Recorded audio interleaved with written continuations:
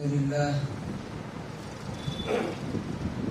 نحمده ونستعينه ونستغفره ونؤمن به ونتوكل عليه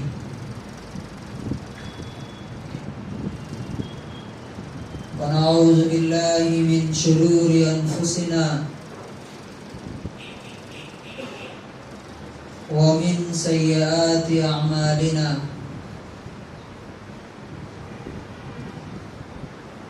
من يهده الله فلا مضل له ومن يضلله فلا هادي له ونشهد أن لا إله إلا الله وحده لا شريك له ونشهد أن سيدنا ومولانا محمدا عبده ورسوله أما بعد فأعوذ بالله من الشيطان الرجيم بسم الله الرحمن الرحيم وما أرسلناك إلا رحمة للعالمين وقال تبارك وتعالى الذين يبلغون رسالات الله ويخشونه ولا يخشون أحدا إلا الله وكفى بالله حسيبا وقال النبي صلى الله عليه وسلم نضر الله امرأ سمع منا شيئا فبلغه كما سمعه فرب مبلغ أوعى من سامع رواه ابن حبان. ذات گرامی، تمام تعریفیں اللہ رب العزت کے لیے ہیں جس کے ہاتھ میں زندگی اور موت ہے. وہی اللہ ہے جو اگر زندہ رکھنا چاہے تو کوئی موت نہیں دے سکتا، اور اگر مارنا چاہے تو دنیا کی کوئی طاقت زندگی نہیں دے سکتی. اللہ تعالیٰ فرماتا ہے وَهُوَ الَّذِي أَحْيَاكُمْ ثُمَّ يُمِيتُكُمْ، وہی ہے جس نے تمہیں زندگی دی، وہی ہے جو تمہیں دوبارہ موت دے گا. ثُمَّ يُحْيِيكُمْ، اور پھر تمہیں زندہ کرے گا. ثُمَّ إِلَيْهِ تُرْجَعُونَ، اور پھر تم پلٹا کر کے اسی کے پاس لائے جاؤ گے.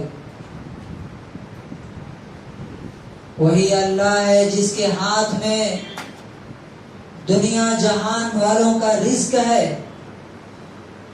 اللہ یبسط الرزق لمن یشاء ویقدر، اللہ تعالیٰ جس کو چاہتا ہے زیادہ دیتا ہے، جس کو چاہتا ہے کم دیتا ہے. جسے دینا چاہے اسے کوئی روک نہیں سکتا، اور جس سے چھیننا چاہے اسے کوئی بچا نہیں سکتا. اور تیسری چیز جو ہے وہی اللہ ہے جس کے ہاتھ میں عزت اور ذلت ہے. وَتُعِزُّ مَن تَشَاءُ وَتُذِلُّ مَن تَشَاءُ، تو جسے چاہتا ہے عزت دیتا ہے، جسے چاہتا ہے ذلیل کر دیتا ہے. بِيَدِكَ الْخَيْرُ، تمام بھلائیاں تیرے ہاتھ میں. میرے بھائیو، اسی اللہ تبارک و تعالیٰ نے ہمیں بتایا کہ تمہیں یہاں پر ہمیشہ ہمیش کے لیے نہیں رہنا ہے. کل نفس ذائقۃ الموت،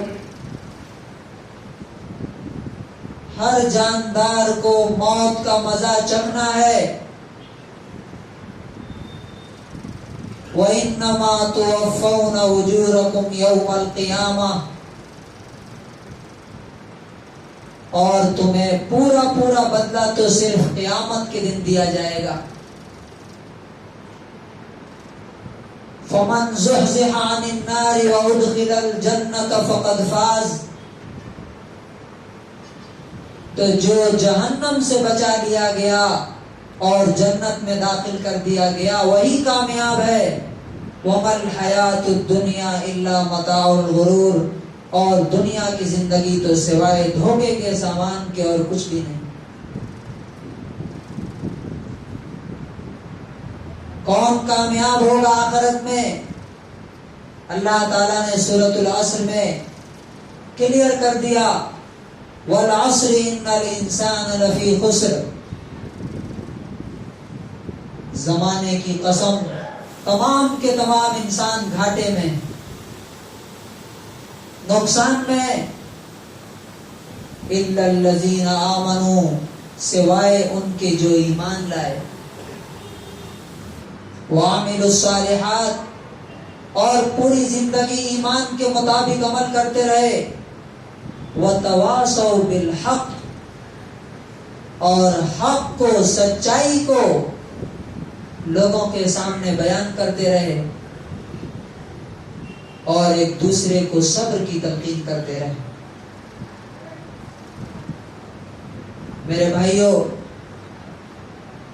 آج جو میرے خطبے کا موضوع ہے وہ ہے آؤ پیغام نبی عام کریں.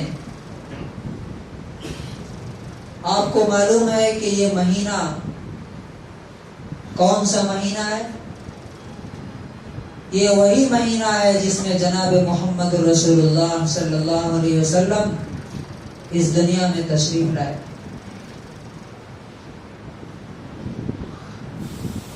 اور اللہ تبارک و تعالیٰ نے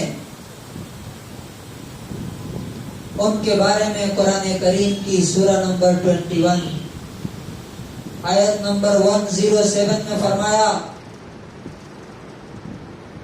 وَمَا أَرْسَلْنَاكَ إِلَّا رَحْمَةً لِّلْعَالَمِينَ.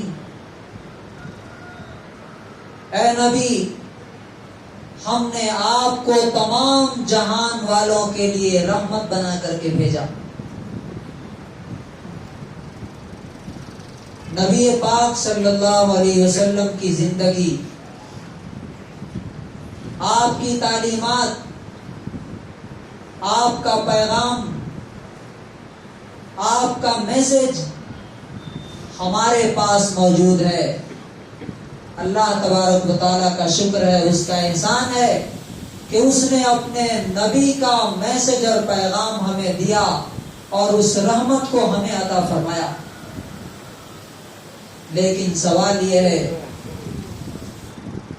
کہ اس پیغام کو، اس میسج کو کیا ہمیں اپنے آپ تک صرف رکھنا ہے یا ان لوگوں تک جو ہمارے اس ملک میں ہمارے بھائی بس رہے ہیں، رہ رہے ہیں صدیوں سے، اور جو نہیں جانتے کہ محمد رسول اللہ صلی اللہ علیہ وسلم کیا ہیں، ان کی زندگی کیا ہے، ان کی تعلیمات کیا ہے. اور نتیجہ یہ ہے کہ وہ ان کے بارے میں ایسے کمنٹس دیتے ہیں، ایسے بیانات دیتے ہیں جنہیں دیکھ کر کے، جنہیں سن کر کے ہمیں تکلیف ہوتی ہے. لیکن اصل سوال یہ ہے کہ کیا ہم نے نبی پاک صلی اللہ علیہ وسلم کے پیغام کو ایک ارب انسانوں تک پہنچانے کی کیا کوشش کی؟ یاد رکھیے، اللہ رب العزت کا ایک اصول ہے، اللہ رب العزت کا ایک رول ہے کہ اگر آپ کے پاس کوئی نعمت ہے، اللہ تعالیٰ کا کوئی بلیسنگ ہے آپ کے پاس، اور آپ اس کا حق ادا نہیں کرتے، تو اللہ تبارک و تعالیٰ اس پر حساب لے گا اور اس پر عذاب اور سزا بھی عطا فرمائے گا. یہ مہینہ ہمارے لیے بہترین مہینہ ہے کہ اس بہانے سے، اس موقع کو استعمال کر کے ہم اپنے برادران وطن تک پہنچ کر کے ان کو بتا سکتے ہیں کہ محمد رسول اللہ صلی اللہ علیہ وسلم اس مہینے میں پیدا ہوئے، ان کی زندگی یہ ہے، ان کی تعلیمات یہ ہے، وہ پوری انسانیت کی بھلائی کی بات کرتے ہیں، اور پوری دنیا نہیں، پورے صرف مسلمانوں کے لیے نہیں بلکہ ساری انسانیت کے لیے رحمت بن کر کے آئے۔ اب آئیے ہم دیکھتے ہیں کہ اگر ہم یہ پیغام پہنچائیں گے لوگوں تک تو ہمیں اس کا کیا فائدہ ہوگا، اور اگر نہیں پہنچائیں گے تو ہمیں نقصان کیا ہوگا۔ اور تیسری چیز ہم دیکھیں گے کہ کیسے ہم پہنچا سکتے ہیں۔ سب سے پہلی چیز، اگر ہم نبی پاک صلی اللہ علیہ وسلم کی زندگی اور آپ کی لائف، آپ کا پیغام برادران وطن تک، اپنے ہندو بھائیوں تک پہنچاتے ہیں تو یہ اللہ رب العزت کا فرض ہے جو ہم ادا کریں گے۔ اللہ تبارک و تعالی فرماتا ہے الذین یبلغون رسالات اللہ ویخشونہ ولا یخشون احدا الا اللہ، وہ لوگ جو اللہ کے پیغام کو پہنچاتے ہیں اور اسی اللہ سے ڈرتے ہیں، ولا یخشون احدا الا اللہ، اور اللہ کے سوا کسی اور سے نہیں ڈرتے، وکفی باللہ حسیبا، اور اللہ تبارک و تعالی حساب لینے کے لیے کافی ہے۔ تو گویا کہ اللہ تبارک و تعالی جن بندوں کی تعریف کرتا ہے آپ ان کی فہرست میں شامل ہو جائیں گے، اللہ کا رسول کا پیغام لوگوں تک پہنچا کر کے۔ نمبر 2، جناب محمد رسول اللہ صلی اللہ علیہ وسلم نے خود ہمیں اس بات کا حکم دیا ہے، چنانچہ آپ نے آخری خطبے میں فرمایا تھا صحابہ کرام کو مخاطب کرتے ہوئے، الا فلیبلغ الشاہد الغائب، بخاری کی 1739 نمبر حدیث ہے کہ سنو، جو لوگ یہاں پر موجود ہیں جن کو میرا پیغام پہنچ گیا ہے وہ لوگ ان تک پہنچا دیں جن تک پیغام نہیں پہنچا۔ اگر ہم نبی صلی اللہ علیہ وسلم کا میسج پہنچاتے ہیں لوگوں تک تو رسول اللہ صلی اللہ علیہ وسلم کی اطاعت اور آپ کی فرما برداری ہم کر رہے ہیں۔ نمبر 3، نبی پاک صلی اللہ علیہ وسلم نے ایسے لوگوں کو دعا دی ہے جو لوگ ان کا پیغام دوسروں تک پہنچاتے ہیں۔ چنانچہ صحیح ابن حبان کی روایت ہے 66 نمبر، آپ صلی اللہ علیہ وسلم فرماتے ہیں نضر اللہ عمران، اللہ تبارک و تعالی ایسے بندے کو خوش رکھے، اللہ تبارک و تعالی ایسے بندے کو تر تازہ رکھے۔ کون سا بندہ؟ سمع منا شیئا، جو ہمارا پیغام سنتا ہے، ہماری بات سنتا ہے، اور فبلغہ کما سمعہ، اور جس طرح سنتا ہے اسی طرح سے دوسروں تک پہنچا دیتا ہے، تو اللہ تبارک و تعالی ایسے بندے کو خوش رکھے، تر و تازہ رکھے، مالا مال کر دے۔ تیسرا جو فائدہ ہوگا ہمیں اگر ہم رسول اللہ صلی اللہ علیہ وسلم کا پیغام پہنچاتے ہیں، اگر وہ شخص ہمارا میسج قبول کر لیتا ہے تو جب تک اس کی نسلوں میں قیامت تک کے لیے جتنے لوگ اسلام پر عمل کرتے رہیں گے ان سب کا ثواب ہمارے نامہ اعمال میں لکھا جائے گا۔ الحمدللہ ہمارے ٹنکور میں ایک صاحب تھے، عبد الرحیم صاحب، اللہ تعالیٰ نے ان کے ذریعے کئی لوگوں کو ہدایت دی۔ کل میں ایک صاحب سے مل کے آیا جو انہی کے ہاتھ پر ایمان لائے، اور ان میں سے ایک آدمی ایسے ہیں جن کے ذریعے سے 7 لوگوں نے اسلام قبول کر لیا ہے اب تک۔ اب سوچئے کہ وہ تو دنیا سے چلے گئے، اور وہ کیا کرتے تھے؟ کوئی عالم فاضل نے، ہم سوچتے ہیں کہ ہم کیسے بتائیں گے لوگوں کو۔ دیکھیے اللہ کے رسول نے فرمایا کہ بلغوا عنی ولو آیا، تمہیں اگر ایک بات معلوم ہو تو ایک بات بتا دو، ہو سکتا ہے کہ اسی ایک بات کے ذریعے سے اللہ تعالیٰ اسے ہدایت دے دے۔ وہ ڈیزل میکینک تھے اور اللہ تبارک و تعالیٰ نے ان کے ذریعے سے لوگوں کو ہدایت عطا فرمائی۔ کل ہی میں ان سے مل کر گیا۔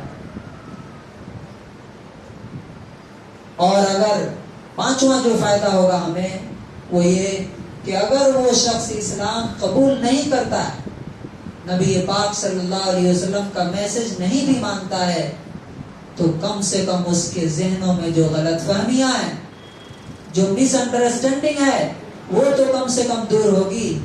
ابھی آپ نے دیکھا کہ ہندوستان کے ایک بہت بڑے آرگنائزیشن کے چیف نے کہا، جب ان سے مسلمانوں نے مل کر کے بات کی کہ ہندوستان میں ایسا ایسا ماحول چل رہا ہے، آپ اپنے لوگوں کو سمجھائیے، تو دیکھیے غلط فہمی کہاں ہے۔ اگر ہم اس غلط فہمی کو دور نہیں کریں گے تو یہ زہر الٹا ہمارے اوپر آئے گا۔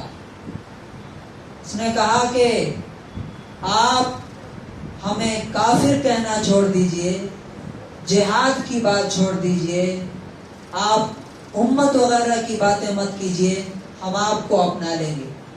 اب سوال یہ پیدا ہوتا ہے کہ یہ جو الفاظ ہیں، یہ جو ٹرمینالوجی ہے، اگر مسلمانوں نے یا ہم نے آپ نے اس کو سمجھانے کی کوشش کی ہوتی کہ یہ کیا چیز ہوتی ہے، یہ کوئی گالی نہیں ہے، یہ کوئی بد دعا نہیں ہے، یہ کوئی دشمنی کے ورڈز نہیں ہے، بلکہ یہ ایک ٹرم ہے جس کو یوز کیا جاتا ہے، تو آج یہ حالات نہ ہوتے کہ وہ لوگ یہ سمجھتے ہیں ہمارے برادران وطن کہ شاید یہ کافر کہہ کے ہمیں گالیاں دیتے ہیں، ہمیں برا بھلا کہتے ہیں۔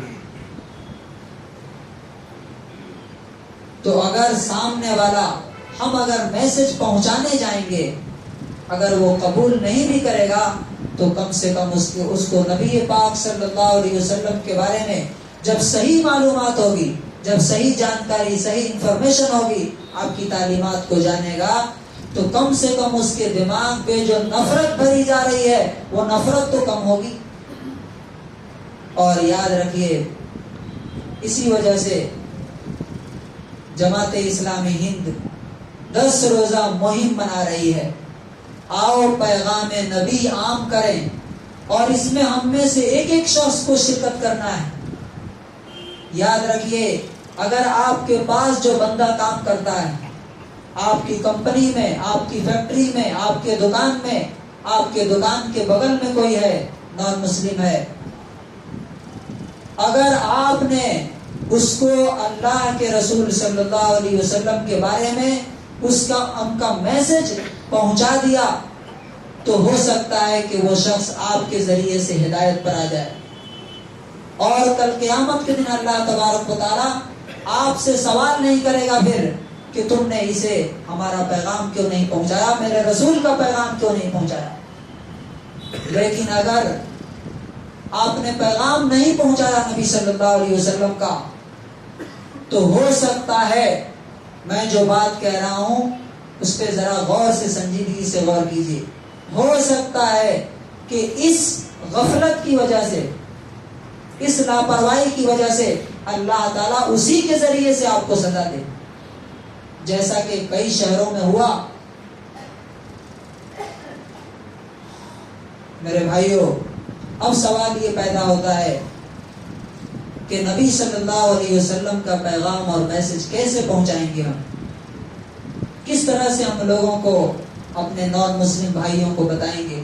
سمپل سا طریقہ ہے اس کا، اس مہینے میں آپ جائیے، ان سے ملیے،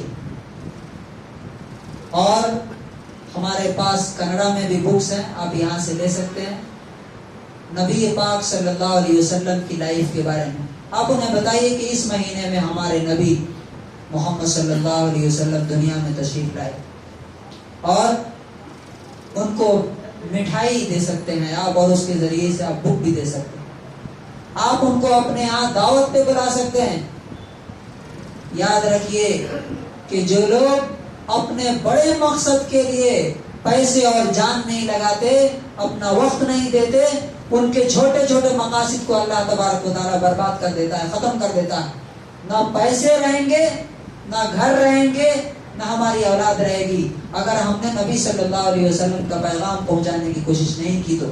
ابھی جو حالات ہیں ان میں اور زیادہ ضروری ہو گیا ہے یہ کہ ہم میں سے ہر شخص، ہر نان مسلم بھائی کے پاس پہنچے، اس شخص کے پاس پہنچے اور جا کر کے بتائے کہ دیکھو یہ جہاد کیا ہوتا ہے، یہ کفر کیا ہوتا ہے، یہ ایمان کیا ہوتا ہے۔ نبی پاک صلی اللہ علیہ وسلم کے بارے میں وہ سوال کرتے ہیں کہ 11 شادیاں کیوں کی انہوں نے؟ اگر آپ اس بارے میں نہیں جانتے ہیں تو آپ کو معلوم کرنا چاہیے کہ اس کا ہم کیا جواب دے سکتے ہیں۔ اس طرح سے اس پورے مہینے میں، ویسے تو ہونا چاہیے کہ پورے سال ہمیں اس پیغام کو عام کرنا چاہیے، لیکن اس پورے مہینے میں خاص طور سے ہم غیر مسلموں کے پاس، نان مسلم بھائیوں کے ساتھ پہنچیں اور ان تک نبی پاک صلی اللہ علیہ وسلم کا پیغام پہنچائیں۔ اللہ تبارک و تعالیٰ نے قرآن کریم میں سورہ بقرہ آیت نمبر 159 میں فرمایا، ان الذین یکتمون ما انزلنا من البینات والہدی، بے شک وہ لوگ جو ہماری کھلی ہوئی آیتیں اور ہماری ہدایت کو چھپاتے ہیں۔ چھپاتے ہیں کا مطلب لوگوں کو نہیں بتاتے، اپنے پاس رکھے ہوئے ہیں۔ قرآن ہمارے پاس ہے، رکھے ہوئے ہیں چھپا کر کے۔ نبی صلی اللہ علیہ وسلم کی سیرت اور آپ کی لائف ہمارے پاس ہے، ہم چھپا کے رکھے ہوئے ہیں۔ تو اللہ تعالیٰ کہتا ہے اولئک یلعنہم اللہ، یہی لوگ ہیں جن پر اللہ تعالیٰ کی لعنت ہے، وَيَلْعَنُهُمُ اللَّاعِنُونَ، اور تمام لعنت کرنے والوں کی لعنت ہے۔ تو اگر ہم نہیں پہنچاتے ہیں رسول اللہ صلی اللہ علیہ وسلم کا پیغام، تو سوچئے کہ یہ لعنت ہمارے اوپر کیا کیا آزمائشیں اور مصیبتیں لائیں گی۔ اللہ تبارک و تعالیٰ سے دعا ہے کہ پروردگار عالم ہمیں بھی اس مہم میں شریک ہو کر کے نبی پاک صلی اللہ علیہ وسلم کا پیغام اور آپ کا میسج ایک ایک آدمی تک، جو ہمارے بغل میں رہتا ہے، جو ہمارے دکان میں رہتا ہے، جو ہمارے پڑوس میں رہتا ہے، جس سے ہمارا کانٹیکٹ ہے، فون پر یا بکس دے کر کے، یا اسے بلا کر کے، دعوت دے کر کے، تحفے دے کر کے، جیسے بھی ہو اس تک پہنچیے اور نبی صلی اللہ علیہ وسلم کا پیغام اسے پہنچائیے۔ اللہ تبارک و تعالیٰ سے دعا ہے کہ پروردگار عالم ہمیں اس مہم میں شریک ہو کر کے نبی صلی اللہ علیہ وسلم کے پیغام کو عام کرنے کی توفیق نصیب فرمائے۔ بارک اللہ لنا ولکم فی القرآن العظیم۔